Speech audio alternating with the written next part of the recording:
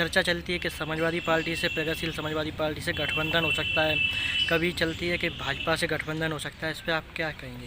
देखिए, प्रगतिशील समाजवादी पार्टी और हमारे नेता माननीय शिवपाल सिंह जी ने हर बार जब भी मीडिया के माध्यम से या मंच के माध्यम से यही बात कही है कि सारी समाजवादी सोच को एकजुट होना चाहिए। इसलिए होना चाहिए क्योंकि ये एक बार फिर क्लियर कर देना चाहता हूँ कि हम लोग किसी भी तरीके से गठबंधन करने को तैयार हैं। अन्य पार्टियों के साथ भी गठबंधन करने के लिए हम लोग तैयार हैं। नमस्कार, ऋषिमुनि न्यूज में आपका स्वागत है। आप देख रहे हैं ऋषिमुनि न्यूज। मैनपुरी करहल से बड़ी खबर सामने आ रही है। करहल पहुंचे प्रसपा के राष्ट्रीय महासचिव आदित्य यादव ने एक बड़ा बयान दिया है, जिसको लेकर राजनीतिक हलचलें काफ़ी तेज हो गई हैं। उन्होंने कहा कि देश बहुत बड़े खतरे से जूझ रहा है, एकजुट नहीं हुए तो खतरे से फिर खेलना पड़ेगा। प्रसपा सपा के अलावा अन्य पार्टियों से गठबंधन करने को तैयार है। 2022 में एकजुट होकर तैयारी करें कार्यकर्ता और खतरों को जड़ से उखाड़ फेंकने का भी काम करें कार्यकर्ता। प्रसपा महासचिव ने बताया कि प्रसपा सुप्रीमो ने हमेशा समाजवादियों को एकजुट होने का काम किया है। प्रसपा ने हमेशा किसानों का साथ दिया है। किसान के 3 कानून हैं जिन्हें केंद्र सरकार को वापस लेना चाहिए।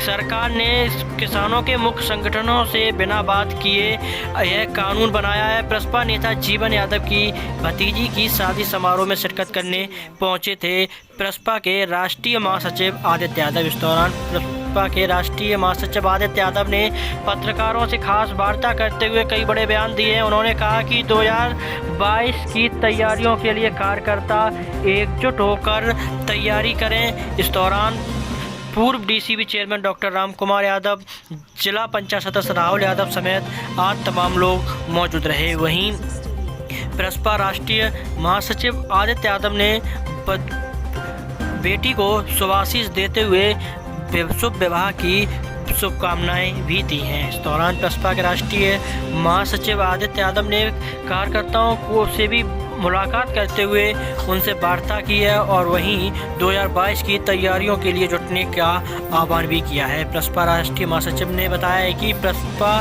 सपा के अलावा अन्य पार्टियों से गठबंधन करने को तैयार है। आइए प्रसपा के राष्ट्रीय महासचिव आदित्य यादव से बात करते हैं, क्या कहते हैं, आइए सुनते हैं। वर्तमान समय में जो किसानों का जो प्रदर्शन चल रहा है, क्या कहना चाहेंगे आप उस पर? हम लोगों ने, हमारी पार्टी ने, प्रगतिशील समाजवादी पार्टी ने लिखित में इसका विरोध भी किया, किसानों का साथ दिया है। और जो ये कानून है, 3 कानून हैं, इन तीनों को केंद्र सरकार को वापस लेना चाहिए। और इसलिए भी वापस लेना चाहिए क्योंकि इन कानूनों को बनाते समय जो मुख्य किसानों के संगठन हैं उनसे वार्तालाप भी नहीं की गई, उनसे चर्चा नहीं हुई इसके ऊपर। तो मुझे लगता है कि ये कानून विरोधी होने के साथ साथ देश विरोधी भी कानून। एक चर्चा चल रही है कि कभी जो है चर्चा चलती है कि समाजवादी पार्टी से, प्रगतिशील समाजवादी पार्टी से गठबंधन हो सकता है, कभी चलती है कि भाजपा से गठबंधन हो सकता है। इस पर आप क्या कहेंगे? देखिए, प्रगतिशील समाजवादी पार्टी और हमारे नेता माननीय शिवपाल सिंह जी ने हर बार जब भी मीडिया के माध्यम से या मंच के माध्यम से यही बात कही है कि सारी समाजवादी सोच को एकजुट होना चाहिए। इसलिए होना चाहिए क्योंकि जो खतरा है, बहुत बड़ा खतरा है इस देश के सामने, इस प्रदेश के सामने। तो उससे लड़ने के लिए मुझे लगता है जैसे पहले मुहिम चलाई गई थी उसी तरीके से एक महागठबंधन की मुहिम होनी चाहिए उत्तर प्रदेश के अंदर। तो वो एक मुहिम के लिए हमारे राष्ट्रीय अध्यक्ष लगातार मीडिया के माध्यम से कहते रहे कि सबको एक होना चाहिए। तो निश्चित ही जहाँ तक मौजूदा सरकार की बात है तो हम लोग तो उसके विरोध में लगातार काम भी कर रहे हैं। इस समय भी हम लोग प्रदर्शन, अभी कल हम लोग ने ज्ञापन भी सौंपा गया हर जिले के अंदर कार्यक्रम करके। तो मौजूदा सरकार जो है उसके विरोध में हम लोग काम कर रहे हैं। और ये एक बार फिर क्लियर कर देना चाहता हूँ कि हम लोग किसी भी तरीके से गठबंधन करने को तैयार हैं। अन्य पार्टियों के साथ भी गठबंधन करने के लिए हम लोग तैयार हैं। 2022 के लिए कार्यकर्ताओं को क्या संदेश देना चाहेंगे? यही कहना चाहेंगे कि सब लोग एकजुट होकर लड़ें। देखिए, एकजुटता में ताकत होती है।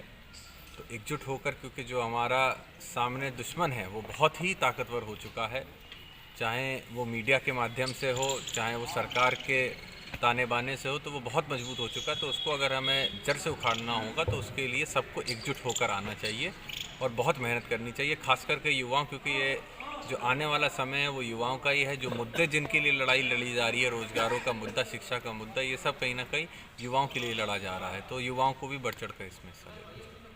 और जो भी काले कानून में 3 कानून है, तीनों को इस सरकार को वापस लेना चाहिए, उन्हें भी वापस लेना चाहिए। इन कानूनों को बनाते समय जो मुख्य किसानों के संगठन है उनसे वार्तालाप भी नहीं की, उनसे चर्चा नहीं हुई इसकी। और मुझे लगता है कि ये कानून विरोधी होने के साथ साथ देश विरोधी भी कानून चर्चा चल रही है, अभी जो है चर्चा चल रही है समाजवादी पार्टी से